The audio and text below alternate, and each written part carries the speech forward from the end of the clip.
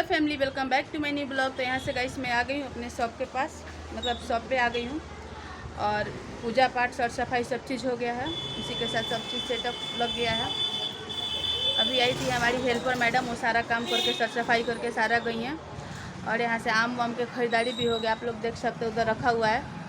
और good morning, किसी किसी दिन का गुड मॉर्निंग तो अच्छा होता है, किसी किसी दिन का एकदम बेकार होता है। वो सबके साथ होता है गाइस, खुद सब लोग नोटिस करते हैं। किसी किसी दिन का सुबह अच्छा होता है और किसी किसी दिन थोड़ा सा मूड ऑफ रहता है। तो आज के टॉपिक है कि मतलब कुछ लोग ना बेकार सा कमेंट करते हैं, किसी के बारे में कुछ भी लिखने में किसी को कुछ नहीं जाता है, कुछ भी बोल देना है। फालतू का, फ्री का, फालतू नहीं बोलूँगी, फ्री का मुँह है, किसी के बारे में कुछ भी लिख दो। तो मैं बता दूँ कि मैं कमेंट किसी का नहीं देखती हूँ, ठीक है। और किसी के बारे में फालतू लिखने से अगर आप लोगों को कुछ मिलता है तब तो आप लिख सकते हो, नहीं तो क्यों किसी को परेशान करना। खुद समझदार हो आप लोग। Thank you for watching guys. कुछ लोगों की वजह से ना पूरा मूड ऑफ हो जाता है।